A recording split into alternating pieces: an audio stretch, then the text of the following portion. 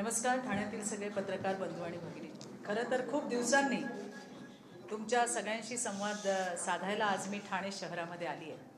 विषय आपल्याला कल्पना आहे की बदलापूरला जी घटना झाली त्या घटनेमध्ये अतिशय संवेदनशील घटना आहे. 4 वर्षाच्या चिमुरडीवरती दोघींवरती जो झालेला अत्याचार आहे हा मनाला हलवून टाकणार आहे.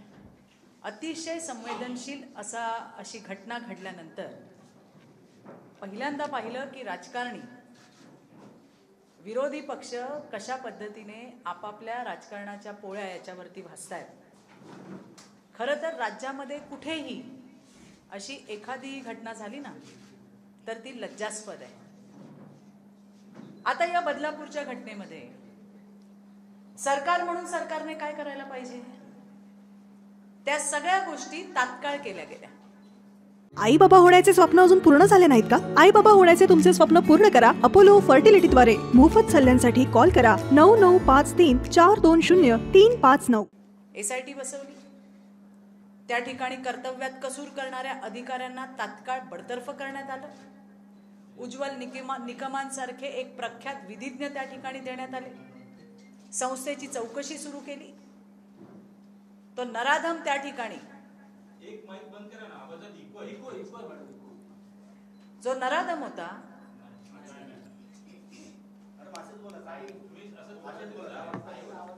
आवाज येतोय, जो नराधम होता त्या हरामखोराच्या मुसक्या सुद्धा आवळल्या गेल्यात. पण विविध प्रकारचे ॲलिगेशन भारतीय जनता पार्टीवरती महायुतीच्या सरकारवर करताना आपल्याला विरोधक दिसत आहेत. काय म्हणले उद्धव ठाकरे? म्हणले भाजपाची संस्था आहे ही. संस्था तुमच्या सगळ्यांच्या माहितीसाठी, महाराष्ट्राच्या माहितीसाठी सांगतेय, ही संस्था 1965 साली स्थापन झाली आहे. बरं, याच्यात फक्त भाजपा आणि RSS आहे का? नाही. सगळ्या पक्षाचे लोक या संस्थेवरती ट्रस्टी आहेत. मी तुम्हाला नावं वाचून दाखवते. उदय कोतवाल जे RSSशी संबंधित आहेत, जनार्दन घोरपडे हे शिवसेनेचे आहेत, जे बरेच वर्ष या संस्थेवर अध्यक्ष पण होते आणि उपाध्यक्ष पण होते. विवेक मुळे हे शिक्षक सदस्य आहेत. श्रीराम शेटे RSSशी संबंधित आहेत.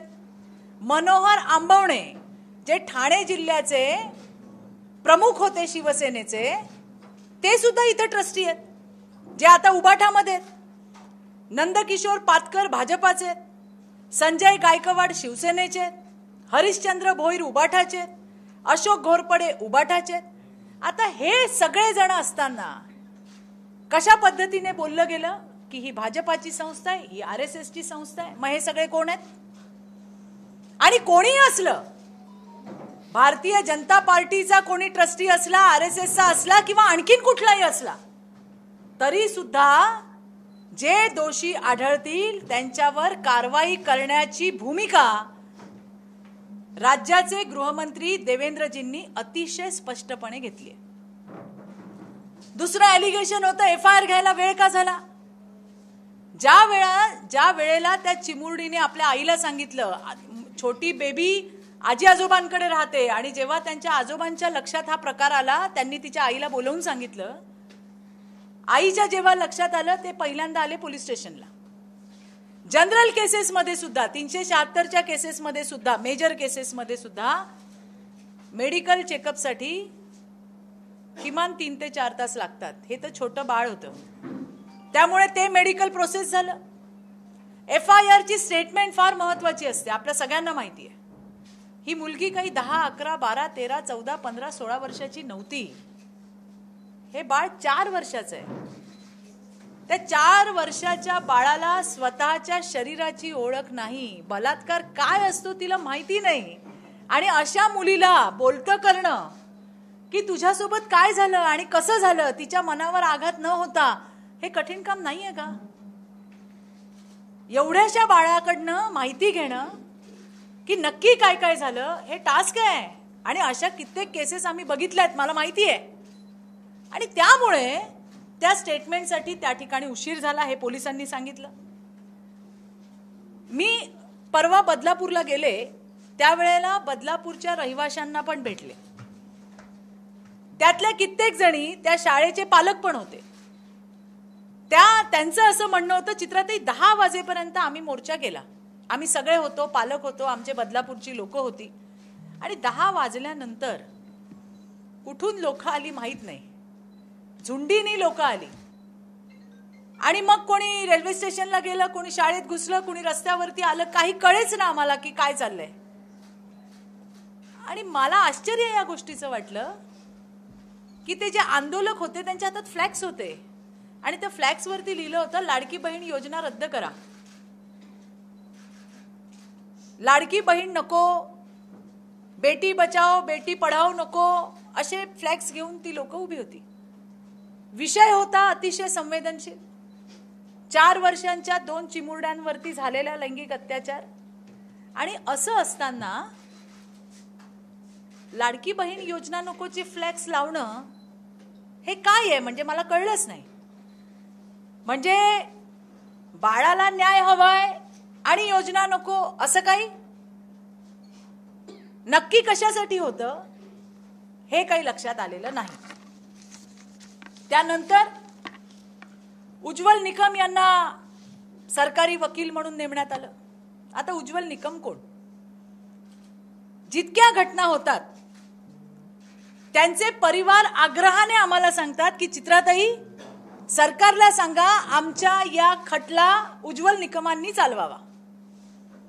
तेवढी विश्वासार्हता, लोकांचा विश्वास उज्ज्वल निकमांवर आहे. बरं, हे उज्ज्वल निकम कोण आहे? ज्यांनी आजपर्यंत कधीही गुन्हेगाराचं वकीलपत्र घेतलेलं नाही. ते गुन्हेगाराच्या विरुद्ध लढलेत. बरं, हे उज्ज्वल निकम आज आलेत का? नाही. हे उद्धव ठाकरेंच्या वेळेला, काँग्रेसच्या वेळेला हेच होते. बरं, तुम्ही उद्धव ठाकरेंच्या जुन्या क्लिप्स काढून बघा, बरं काँग्रेसवाल्यांच्या काढून बघा. जेव्हा अशा घटना होतात तेव्हा ते काय म्हणतात, केस फास्ट ट्रॅकवर आणि खटला चालवणार उज्ज्वल निकम. मग तेव्हा उज्ज्वल निकम चालले, आता का नाही?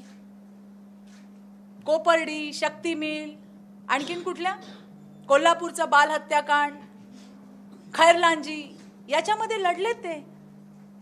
कठोरात कठोर शिक्षा दिली आहे.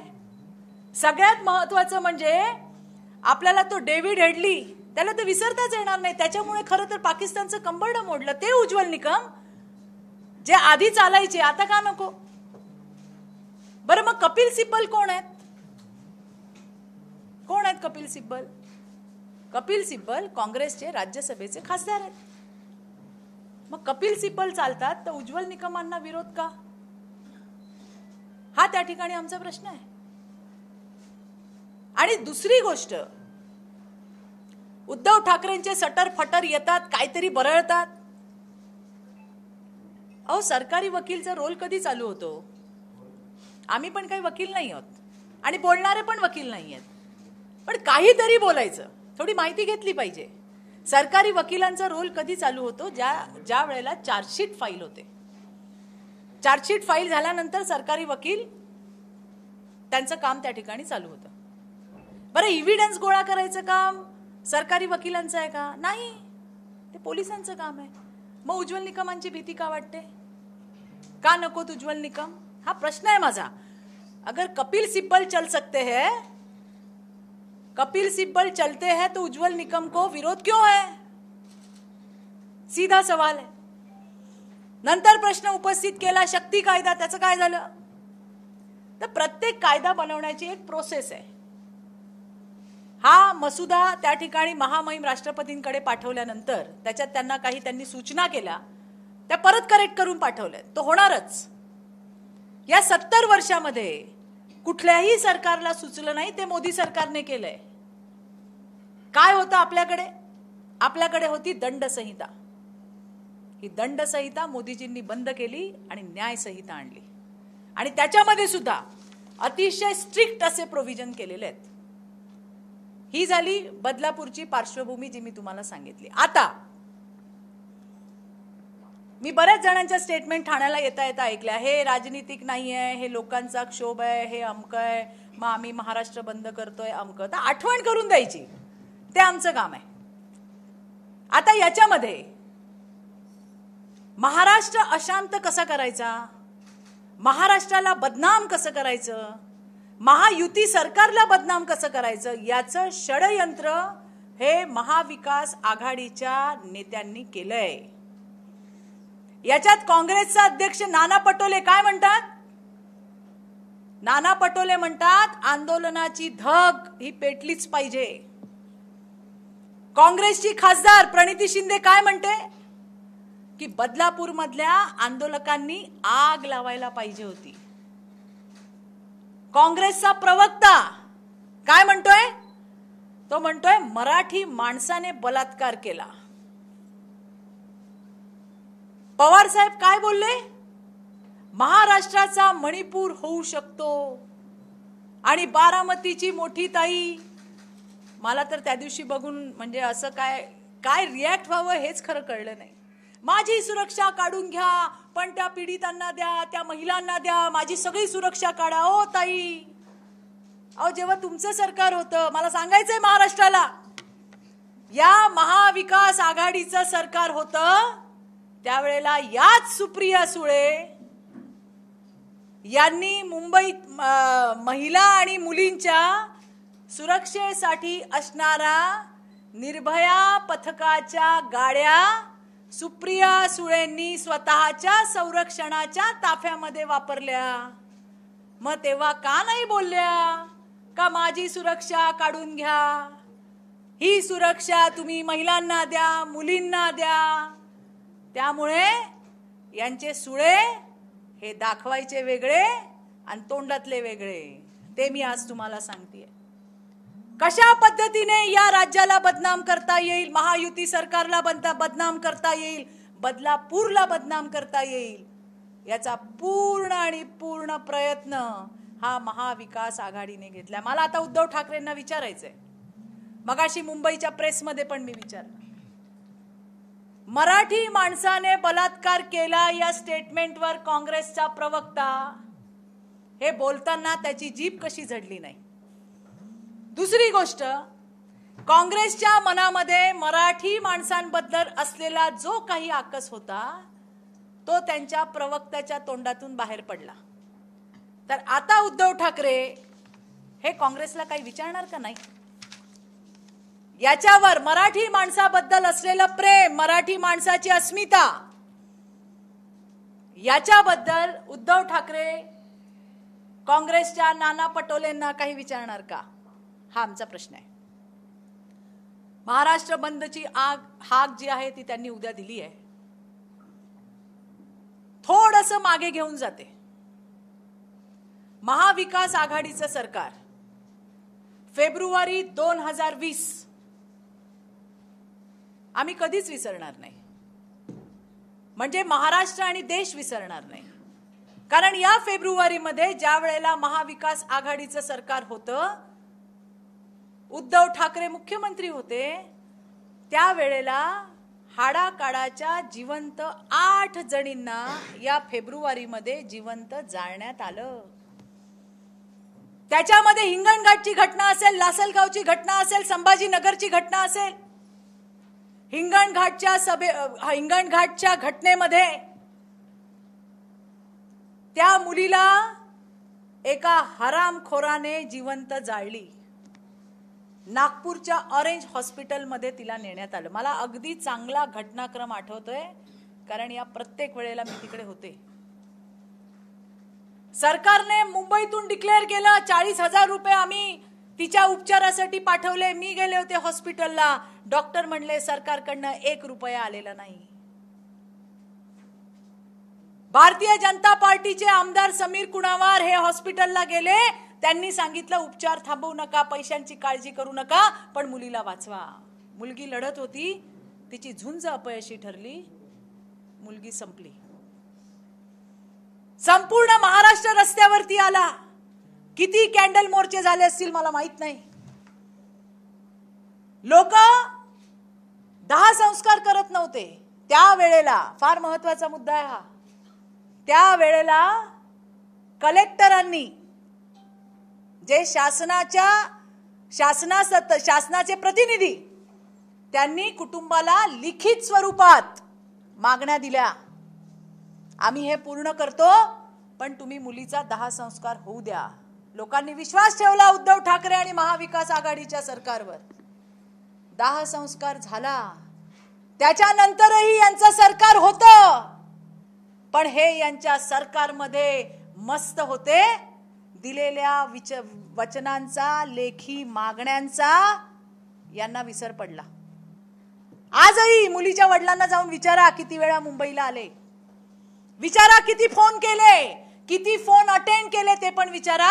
पाठवलेल्या मेलला उद्धव ठाकरेंनी किती उत्तरं दिली ती विचारा. त्यावेळेच्या यशोमती ठाकूरला विचारा काय मदत केली. ज्या वेळेला महायुतीचं सरकार आलं त्यावेळेला सगळ्यात पहिलं देवेंद्र फडणवीसांनी जर काही काम केलं असेल तर या निर्भयाच्या परिवाराला बोलवलं आणि उद्धव ठाकरेंनी दिलेली वचनं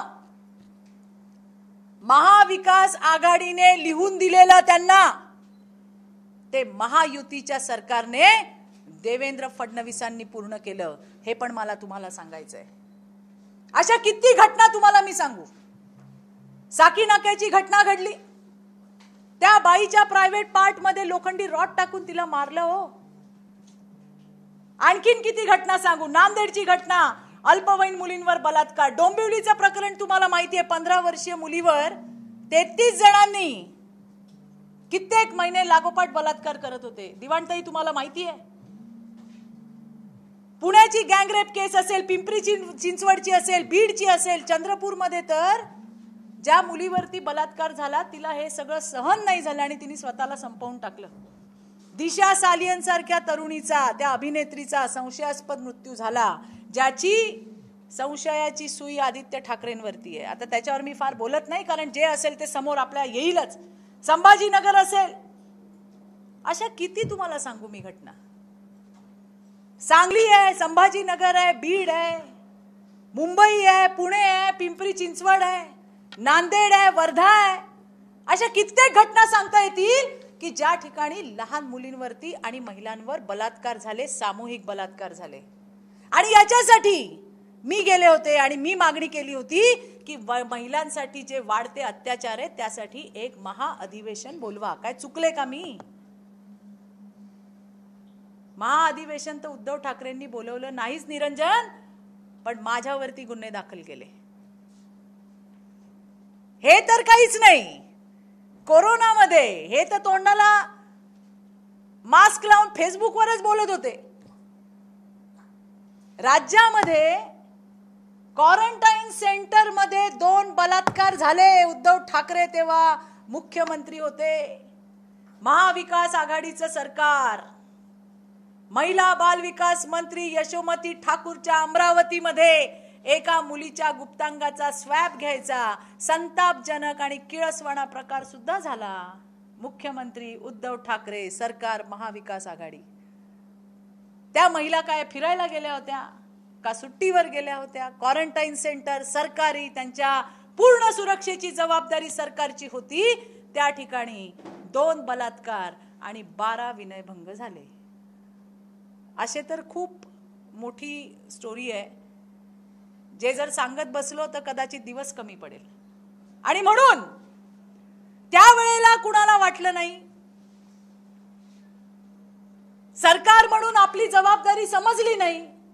पण आता मात्र 2 छोट्या चिमुरड्या मुलींवरती झालेल्या अतिप्रसंगाला कुठेतरी राजकारणाचा रंग द्यायचं काम चालू आहे. याच्यामध्ये यांचं दुखणं तर वेगळंच आहे. बदलापूर केस, बदलापूर की घटना, ये तो सिर्फ बहाना है, निशाना तो लाडकी बहन योजना है. आणि म्हणून जे मिळेल त्याच्या माध्यमातून सरकारला बदनाम करणे, महाराष्ट्राला बदनाम करणे आणि बदलापूरला बदनाम करणे, हे या महाविकास आघाडीच्या सगळ्या नेत्यांचं मिशन आहे आणि हे त्यांचं षडयंत्र आहे. तुम्ही आजही बदलापूर स्टेशनच्या बाहेर जाऊन बघा, त्याच्यात त्यांनी लिहिलंय, आमच्या मुली तुमच्या राजकारणासाठी नाही आहेत. हे बदलापूरकर आहेत. आपण आज त्यांना ओळखतो का? अशा पद्धतीचा उद्रेक किंवा अशा पद्धतीच्या घटना ज्या पद्धतीने रिॲक्शन आल्या त्या अत्यंत अत्यंत भयानक आहे. या संदर्भात जर काही आपले प्रश्न असतील तर प्लीज विचारा. काँग्रेसच्या राष्ट्रीय प्रवक्त्या सुप्रिया श्रीनेतनी काही क्षणापूर्वी एका तासापूर्वी सांगितलं की ही घटना घडल्यानंतर महाराष्ट्र राज्याचे मुख्यमंत्री उपमुख्यमंत्री बदलापूरमध्ये जाणं अपेक्षित होतं. काय असं आहे की त्या ठिकाणी राज्याचे जबाबदार नेते गिरीश भाऊ महाजन, त्याच्या बरोबरीने शालेय शिक्षण मंत्री दीपक केसरकर, त्यांच्या बरोबरीने स्थानिक आमदार किसन कथोरे हे त्या ठिकाणी होते. सरकार ऍक्शन मोडवरती येऊन ज्या गोष्टी करणं अपेक्षित होतं ते त्यांनी त्या ठिकाणी केलं. ज्या पटापट गोष्टी करायला हव्या होत्या त्या ठिकाणी त्यांनी त्या केल्या. 2 दिवसापूर्वीच जलदगती न्यायालयामध्ये साईन करून पेपर गेलेले आहेत. काम कुठलं थांबलेलं नाहीये. मुख्यमंत्रीही जातील आणि उपमुख्यमंत्रीही जातील, पण ते जाईपर्यंत कुणी वाट पाहिलेली नाहीये. फक्त त्या ठिकाणी बोलण्यातून नाही तर कृतीतून सरकार काय करतंय हे त्या ठिकाणी दाखवण्यात आले. मला आज लक्षात आलं, मला आज कळलंय सकाळी की देशभरातून काँग्रेसच्या बऱ्याच जणी राज्यातल्या वेगळ्या वेगळ्या ठिकाणी जात आहेत. आता प्रेस तो हमारी है मराठी में, तो मैं कहना चाहूंगी कांग्रेस की देश भर से आई हुई मेरे बहनों को, या तो अपनी महाराष्ट्र की सहयोगी जो महिला है उनसे आप जानकारी लीजिए कि जब सरकार में थे तब क्या क्या कहर इन्होंने महाराष्ट्र की महिलाओं के ऊपर डाला था, और अगर वो नहीं दे पाती तो हम तो बैठे ही हैं, कभी भी आइए पूरी डिटेल दे देंगे. जब कोलकाता में कोई घटना होती है तो हमारी महाराष्ट्र की नेता कहती है कि ये तो छोटी छोटी बातें होती है. तो इस प्रकार से जो सिलेक्टिव भूमिका लेने का काम है वो नहीं चलेगा. हाँ, बहुजन आघाडीने असा आक्षेप घेतलाय उज्ज्वल निकम यांना सरकारी वकील म्हणून नियुक्त करू नये, त्यांच्यामुळे खैरलांजी प्रकरणामध्ये पीडितांना न्याय मिळू शकला नाही, आरोपी मोकाट होते. बघा असं आहे की एव्हिडन्स गोळा करायचं काम हे पोलिसांचं. चार्जशीट झाल्यानंतर सरकारी वकील उभे राहतात आणि त्या ठिकाणी खिंड लढवतात. आपण सगळेजण महाराष्ट्रातील लोक साक्षीदार आहोत. शक्ती मिल असेल, कोपर्डी असेल, कोल्हापूरचं बाल हत्याकांड असेल, या सगळ्या घटनांमध्ये त्यांनी ज्या पद्धतीने त्या केसेस लढल्या आहेत, मी स्वतः तुम्हाला सांगते की कित्येक ठिकाणी मी गेले तर लोक मला सांगतात चित्राताई प्लीज तुम्ही आमची केस जी आहे ती उज्ज्वल निकमांना द्या, तुम्ही त्यांना आमची केस घ्यायला सांगा. ही लोकांची विश्वासार्हता आहे हो. आणि त्यामुळे कोण काय म्हणते त्याला महत्व नाही. कपिल सिब्बलला कोणी का नाही विरोध करत, मग उज्ज्वल निकमांनाच विरोध काय? हे कळण्याच्या पलीकडची गोष्ट आहे. जे पीडित परिवार आहे त्यांना तर विचारा त्यांचं काय म्हणणं आहे. आणि जे चांगल्यात चांगलं आपण करू शकतो त्या गोष्टी त्या ठिकाणी सरकार करतंय. आज सगळ्यात चांगला कायदेतज्ञ सरकारी वकील जर म्हटलं तर पहिलं नाव काय येतं तुम्ही सांगा. आम्ही लोकांना सांगतो अहो उज्ज्वल निकमांकडे खूप केसेस आहेत, आपण दुसरा वकील देऊया. नाही नाही ताई, उज्ज्वल निकम पाहिजेत. हे लोकांची विश्वासार्हता त्यांनी कमवलेली आहे आणि त्यांनी महाराष्ट्रासाठी काय केलं हे सगळ्यांनी पाहिलंय. हा, काही प्रश्न आहे जे विकृती वाढत चालली आहे. मागचं कारण फक्त एकच आहे, जे ओटीटी चॅनल्स जे अभद्र दाखवत असतंय, नेटफ्लिक्स असो कुठे असो, टीव्हीवरती जे अभद्र दाखवतात त्यासाठी आपण काही कारवाई करणार नाही. नक्कीच याच्या संदर्भामध्ये आम्ही पत्र सुद्धा दिलेलं आहे की याला पण एक सेन्सर असावा. काय दाखवावं आणि काय दाखवू नये याच्यासाठी सुद्धा काहीतरी नियमावली असावी. आम्ही त्याचा पाठपुरावा करतोय. मला विश्वास आहे की येणाऱ्या दिवसामध्ये या ठिकाणी म्हणजे फॅमिलीला बघून आपण पाहू शकत नाही ही वस्तुस्थिती आहे आणि त्याच्यासाठी सुद्धा नियमावली बनवावी अशा पद्धतीची भूमिका आम्ही त्या ठिकाणी मांडलेली आहे आणि आमचा पाठपुरावा सुद्धा चालू आहे. शक्ती कायदा मी म्हटलं ना मगाशी,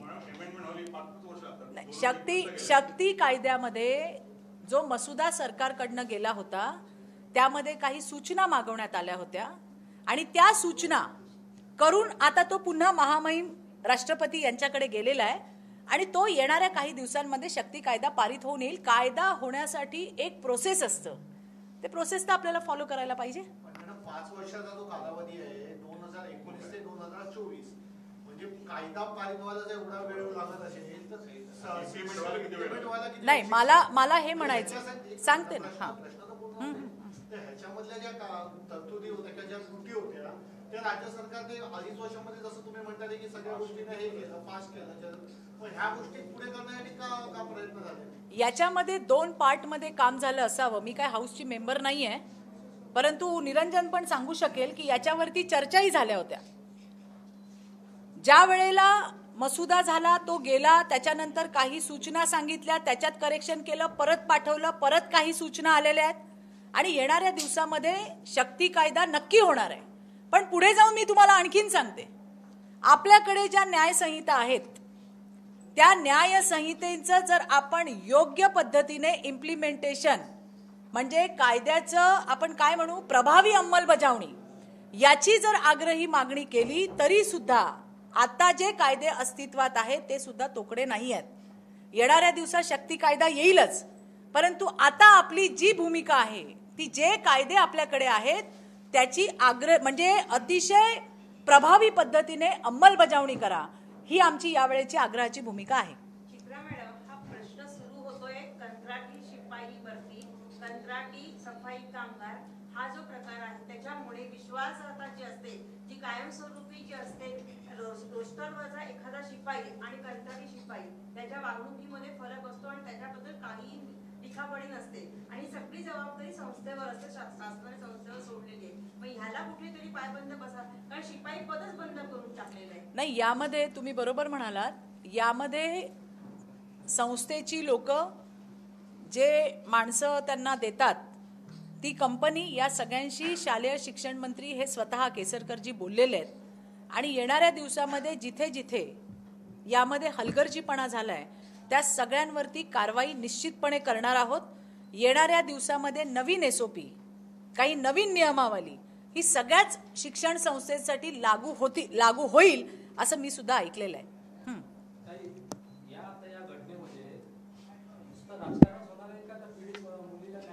नाही, आम्ही तर करतच आहोत.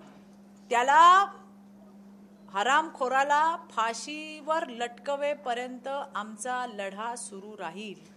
आमचं फेसबुकवरचं सरकार नाही आहे, ॲक्शन मोडवरचं सरकार आहे. मला तर एक घटना राहिलीच तुम्हाला सांगायची. आधीचे जे गृहमंत्री होते अनिल देशमुख, काल त्यांनी एक ट्विट केलं होतं की गृहमंत्री कुठे, काही करणार आहेत की नाही.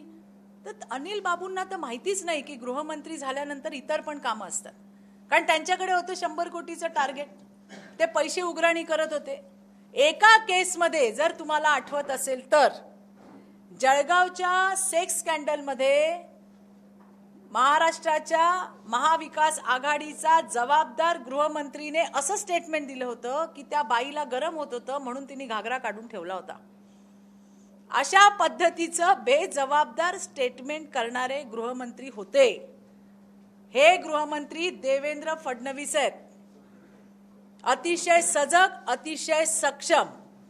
त्यामुळे एकनाथराव शिंदे आणि देवेंद्रजी फडणवीस हे पूर्णपणे हीच नाही, याच्या बरोबरीच्या सगळ्या केसेस. आता कालची तुम्ही कोल्हापूरची केस बघा, मुलीचं वय किती होतं? 10 वर्षाच्या मुलीला कोणी मारलं हो? तिच्या आईच्या वहिनीचा सख्खा भाऊ, म्हणजे त्या छोटीचा मामाच लागला. तिच्यावरती लैंगिक अत्याचार केले, तिला मारून फेकून दिलं. त्यामुळे मला पालकांनाही सांगायचंय की आपल्यालाही थोडं सजग राहायला पाहिजे. पोलीस आहेतच, पोलीस आहे, सरकार आहे, तुमच्यासाठी आहे, तुमच्या संरक्षणासाठी. या हरामखोरांना सोडणार नाहीच. जे त्यांना मदत करतायत, ज्यांनी हलगर्जीपणा केलाय, मला तुम्हाला हेही सांगायचंय की आताच्या महायुती सरकारच्या कार्यकाळामध्ये किमान 5 ते 6 डझन पोलिसांना सस्पेंड केलंय. कारण एकच की त्या ठिकाणी तुम्ही बघितलं असेल की त्यांनी त्यांच्या कर्तव्यामध्ये कसूर केली. कालचा एक हरामखोर संभाजीनगरचा, एका मुलीने आत्महत्या केली, त्याचा भाऊ काय बोलला? आज जेल, कल बेल और परसों फिर से खेल, अशांची मुजोरी, अशांचा माज ठेचून आम्ही काढून टाकू.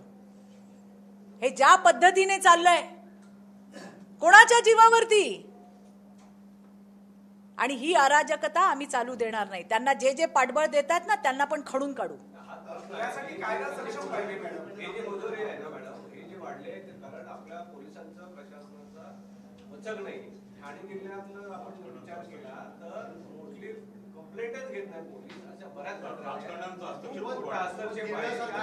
राजकारण्यांचा देवळामध्ये पुजारी महिला बलात्कार करून तिची हत्या करतात. मी तुम्हाला हेच सांगतेय, बघा, समाजामध्ये विकृत हरामखोर आहेत का? आहेत. आता अशा वेळेला ज्या या घटना होतात, याच्यामध्ये सरकार म्हणून सरकार काय भूमिका पार पाडतं हे आमच्यासारख्या कार्यकर्त्याचं बघणं गरजेचं आहे. मग ती उरणची घटना असू दे, मग ती तुमच्या इथली शिळफाट्याच्या इथली घटना असू दे, किंवा आणखीन कुठली पण घटना असू दे, यामध्ये तात्काळ कॉग्निझन्स घेणं गरजेचं असतं. यामध्ये जे जे काही दिरंगाई करतायत किंवा त्या ठिकाणी आरोपीला पाठीशी घालायचं काम करतायत, त्यांना बक्षलं जाणार नाही, त्यांना पाठीशी घातलं जाणार नाही, इतक्या स्पष्ट भूमिका या गृहमंत्री देवेंद्रजी फडणवीस यांच्या आहेत. काही लूप होल्स असतील, तुम्हाला जर कुठे काही वाटत असेल, कृपया आम्हाला कळवा.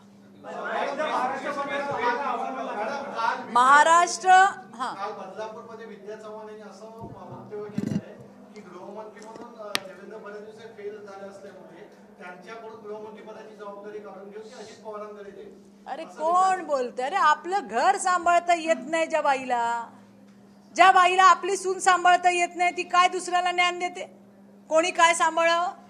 आधी आपलं बघा, आपल्या घरामध्ये काय चाललंय, आणि मग दुसऱ्याला ज्ञान शिकवा. आणि त्यामुळे कोण काय बोलतंय याला फार महत्व नाही. मी तुम्हाला पुन्हा एकदा सांगते, अतिशय सक्षम असे गृहमंत्री देवेंद्रजी फडणवीस आहेत, आणि त्यांच्या काळामध्ये जे जे काही चांगलं करता येईल ते करण्याचा त्यांचा प्रयत्न आहे. हे जे समाजामधले विकृत हरामखोर आहेत, यांना पायबंद घालण्याचं काम तुमचं, माझं, सगळ्यांचं आहे, समाजाचं सुद्धा आहे. ते आपणही करायला पाहिजे. वसईच्या केसमध्ये तुम्हाला आठवत असेल, तो तिला कोयत्याने मारत होता, लोक बघत होती. अशा जर काही घटना झाल्या तर आपणही सजग राहायला पाहिजे. मी पुन्हा सांगते, पोलीस आहेतच आणि सरकारही आहे, तुमचं सरकार आहे, तुमच्यासाठी सरकार आहे, पण सोसायटी म्हणून, समाज म्हणून आपल्यालाही आपलं दायित्व त्या ठिकाणी सांभाळलं पाहिजे. हा दादा, काय म्हणत होता तुम्ही? काय उद्या महाराष्ट्र बंद आपण काय करणं आव्हान करणार? आताच बघायला गेलं तर विकृती विरुद्ध संस्कृती असा बनसा. मी काय म्हटलं आता? एवढं सगळं मी म्हटलं. या सरकारला कुठे विकृत असं म्हणलं आहे का ठाकरेंचं? कोण म्हणणार विकृत? उद्धव ठाकरे, ज्यांनी हिंगणघाटच्या परिवाराला दिलेलं त्या ठिकाणी वचन पूर्ण करू शकले नाही, ते उद्धव ठाकरे सांगणार आम्हाला विकृती काय असते आणि संस्कृती काय असते? मी तुम्हाला सांगते, महाराष्ट्रातली जनता ही अतिशय सुज्ञ जनता आहे. चांगल्या पद्धतीने त्या ठिकाणी व्यवहार चालू राहतील. आपल्याला या मुलींना न्याय द्यायचा आहे, या नराधमांच्या मुसक्या आवळायच्या आहेत. कित्येक वेळेला असं वाटतं, एक आई म्हणून, या महाराष्ट्रातली एक बाई म्हणून, महिला म्हणून मलाही वाटतं, साल्यांना असा फाशीवरती लटकवायला पाहिजे, गोळ्या घालायला पाहिजे. पण संविधानाने हात बांधलेत, कायद्याच्या चौकटीत राहून जे करता येईल. आता सांगतात सुप्रिया सुळे यांच्या ताब्यामध्ये देऊन टाका, आम्ही रस्त्यावरती फाशी देऊ. तुमचं सरकार असतं, दिलं असतं. तुम्ही किती लोकांना दिली रस्त्यावर फाशी? तुम्ही किती लोकांना दिलं, मॉबच्या हवाली केलं, किती आरोपींना केलं? त्याच्यामुळे लोकांच्या भावनांशी खेळायचं काम करू नका. मी तुम्हाला हेच सांगतेय, ही विकृत मानसिकता आहे आणि त्याच्यासाठीची ही लढाई आपल्याला सगळ्यांना लढावी लागेल. रस्त्यामध्ये जाताना एखादी मुलगी अडचणीत दिसली तर थांबावं लागेल.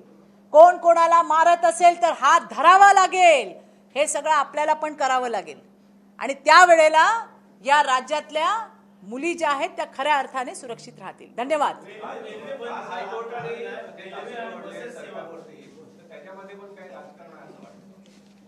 नाही, आता कसं आहे की कोर्टासमोर काही निरीक्षण आलं असेल तर ते बोलले असतील.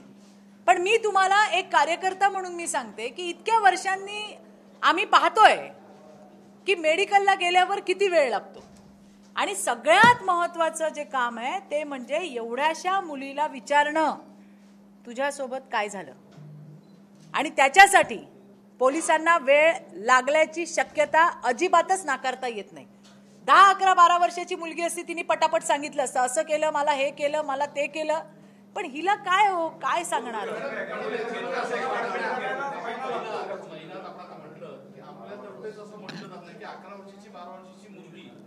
तीही बोलू शकली असते पोलिसांसमोर, कारण तिलाही बोलता येत नाही पोलिसांना. जी आपल्या आईसमोर बोलायला ह्या 4 वर्षाच्या चिमुडीला शक्य झालेलं आहे, 11 वर्षाची मुलगी कशी बोलणार. आपण पोलिसांची पाठराखण करत नाही सगळ्या. नाही. कारण आपणच म्हणताय 4 वर्षाच्या मुलीची आई जेव्हा तिला पोलीस स्टेशन मध्ये घेऊन येते, ती सांगते तिला काय झाले ते. त्यांचं एकच करतोय ते हॉस्पिटल घेऊन त्याची मेडिकल टेस्ट करून नाही कसं आहे, आणि 12 तास त्याच्याकरता लागतात. सगळ्यात नाही, मी कोणाची पाठराखण करत नाही, सांगते ना. हा, एक विचारा, मी बोलते, बोला. याच्याकरता तुम्हाला पुन्हा लढा द्यावा लागतोय की आम्ही लढा देऊ. हा, 1 मिनिट. येस, तुम्हाला. मॅडम, तुम्ही आताच म्हणालात की आमच्या कार्यकाळामध्ये एवढ्या पोलीस अधिकाऱ्यांना सस्पेंड केलं. पोलीस अधिकाऱ्यांना पण गृहमंत्र्यांची भीती नाही का? एवढ्या लोकांना सस्पेंड केल्यानंतर पण पोलीस अशा प्रकारे दिरंगाई करत असतील, पोलिसांना गृहमंत्र्यांची भीती राहिली नाहीये का? कारण की अशा प्रकारे पोलीसच करतात. बरोबर. आता आधी यांच्या प्रश्नाचं उत्तर देते. मी पोलिसांची पाठराखण करत नाही. मी तुम्हाला माझा अनुभव सांगते. 10, 11 वर्षाची मुलगी माझ्यासोबत काय झालं हे सांगू शकते. 4 वर्षाची मुलगी सांगू शकत नाही. स्टेटमेंट महत्वाची असते. माझ्यासोबत काय झालं हे मला सांगावं लागतं. आई घेऊन आली, तिने एवढं सांगितलं की मला शूच्या जागेवर मुंग्या चावतायत असं वाटतंय, जे मी पेपरमध्ये वाचलंय. त्याच्यानंतर आई जेव्हा मुलीला घेऊन आली तेव्हा पोलिसांनी तिला प्रश्न तर विचारले. आणि काय विचारायचं 4 वर्षाच्या मुलीला? अगं तुझ्याबरोबर काय झालं, कसं सांगणार ती? तिच्या मनावर आघात न होता अशा मुलींना बोलतं करण्यासाठी आपल्याकडे वेगळे वेगळे प्रोटेक्शन ऑफिसर असतात, काउन्सिलर्स असतात. त्यांना पण बसवावं लागतं.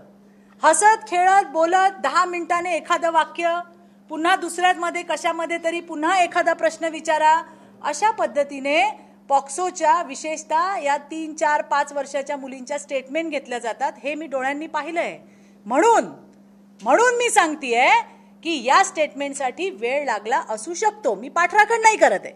10, 11 वर्षाच्या मुलीला हे कळतं की कोणी आहे, काय केलंय, काय ऍक्शन केली हे ती सांगू शकते. 4 वर्षाच्या मुलीला बोलतं करणं जरा कठीण आहे, हे मी सांगितलं. मी कोणाची पाठराखण करत नाही. दुसरी गोष्ट, पोलिसांना भीती नाही का गृहमंत्र्यांची? कारण आधीचे जे गृहमंत्री होते त्यांचा जो कारभार त्या ठिकाणी होता, पोलिसांना वाटलं हे असंच आहे. आणि जेव्हा या लोकांना दणके द्यायला सुरुवात झाली त्यावेळेला तुम्ही आता बघा, ज्या ठिकाणी अशा तक्रारी येत आहेत, आजही येत आहेत. मी असं म्हणत नाही की आता एकदम सगळं स्वच्छ झालेलं आहे. अशा तक्रारी आल्यानंतर त्याच्यावर ऍक्शन घेणारा गृहमंत्री तर आहे. त्याच्यावर ऍक्शन घेणारा गृहमंत्री आहे की आज जर याने नाही घेतला, गुन्हा दाखल नाही केला किंवा आरोपीला पाठीशी घालायचं काम केलं, तो सस्पेंड होतोय. 2.5 वर्षात किती पोलीस सस्पेंड केले? मॅडम, आता तुम्हीच म्हणता की तुम्ही पोलिसांची पाठराखण करत नाही. 4 वर्षाच्या मुलीला बोलतं करायला वेळ लागतो. मग ही जर परिस्थिती असेल, मग जे पोलीस अधिकारी होते मग त्यांना सस्पेंड कोणत्या बेसवर केलं? त्यांच्यामध्ये ज्या काही गोष्टी समोर आल्या, गृह खात्याच्या समोर ज्या गोष्टी समोर आल्या त्याच्या समोर त्यांना त्या ठिकाणी सस्पेंड केलं गेलं. तुम्ही मला विचारलं की का वेळ लागला, तर मी तिकडे जाऊन पोलीस अधिकाऱ्यांशी जे बोलले आणि जे मी पाहिलं, मी माझं ऑब्झर्वेशन तुम्हाला सांगितलं. त्याच्यामध्ये आणखीन काही लूप होल्स असू शकतील ज्याच्यासाठी त्यांना पनिशमेंट दिली गेली असेल.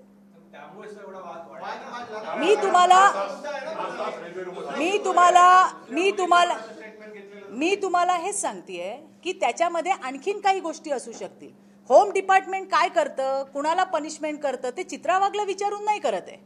मी एक कार्यकर्ता म्हणून तिथे गेल्यानंतर त्या ठिकाणी मला ज्या गोष्टी दिसल्या की अरे हा, इथे वेळ लागू शकतो, इथे वेळ लागायला नाही पाहिजे, त्या गोष्टी मी तुमच्या समोर ठेवल्या. याच्याबद्दलची त्यांना का सस्पेंड केलं, एक मिनिट लेट मी कंप्लीट. त्याच्यामुळे त्यांना सस्पेंड का केलं, कुठल्या मुद्द्यांवरती केलं, हे तुम्हाला आशुतोषजी डुमरे फार चांगल्या पद्धतीने सांगू शकतील. एक घ्या. आपल्याला महाविकास आघाडीच्या काळामध्ये सुद्धा असे प्रकार घडलेले आहेत, अत्याचाराच्या घटना घडल्यात आणि आता आपल्या महायुतीच्या काळामध्ये सुद्धा घडल्यात. आता जशी आकडेवारी की आपण दाखवतो की इतक्या घटना झाल्यात, महाविकास आघाडीच्या काळामध्ये किती अशा घटनेवर ताबडतोब आपण जसे निर्णय घेतलेत तसे निर्णय घेतले गेलेत आणि किती जणांना आरोपींना शिक्षा झाली महाविकास आघाडीच्या काळामध्ये आणि आता महायुतीच्या काळात. ज्या ज्या ठिकाणी अशा घटना होतात त्याच्यावरती सगळ्यात पहिल्यांदा प्रायोरिटी असते की आरोपीला अटक करणे. त्या आरोपींना अटक करायचं काम, चार्जशीट लवकरात लवकर फाईल करायचं काम हे सरकारच्या माध्यमातून होतं. ते होतं की नाही होत हे बघणं माझ्यासारख्या कार्यकर्त्यांचं काम आहे आणि ते आम्ही त्या ठिकाणी बघत असतो. अजूनपर्यंत तरी मला अशी कुठली केस दिसली नाही की त्याचा आरोपी अजून 6 महिने झाला फरारच आहे, त्याची चार्जशीटच झाली नाही, असं अजून तरी केस दिसली नाही. तुमच्याकडे जर एखादी असेल तर मला तुम्ही नक्की सांगा, आपण त्याच्यावरती काम करूया. उद्या लोकल सेवा आणि बस सेवा जी आहे ते बंद करण्याचं आवाहन ठाकरेंनी केलेलं आहे का? वाटतं त्याचा परिणाम पण होऊ शकतो? बघा असं आहे, मी तुम्हाला आधी एवढ्या सगळ्या नेत्यांच्या स्टेटमेंट सांगितल्या. जेव्हा पवार साहेबांसारखे ज्येष्ठ नेते महाराष्ट्राचा मणिपूर होऊ शकतो अशा पद्धतीचं स्टेटमेंट करतात, ज्या वेळेला नाना पटोले जो काँग्रेसचा अध्यक्ष आहे त्यांचं असं म्हणणं आहे की आंदोलनाची धग ही आणखीन वाढली पाहिजे, काँग्रेसची खासदार म्हणते आंदोलकांनी बदलापूर पेटवून द्यायला पाहिजे होतं, या ज्या सगळ्या स्टेटमेंट्स आहेत, किंवा काँग्रेसचा स्पोक्सपर्सन सांगतोय की मराठी माणसाने बलात्कार केला, हे जे काही आहे हे सगळं कसलं द्योतक आहे? हे द्योतक आहे महाराष्ट्र अशांत करायचं, हे द्योतक आहे महाराष्ट्राला बदनाम करायचं, हे द्योतक आहे महायुतीच्या सरकारला बदनाम करण्याचं. मी मगाशी तुम्हाला म्हटलं कि बदलापुर की केस तो इनके लिए सिर्फ बहाना है, असली निशाना लाडली बहन योजना है. धन्यवाद, नमस्कार.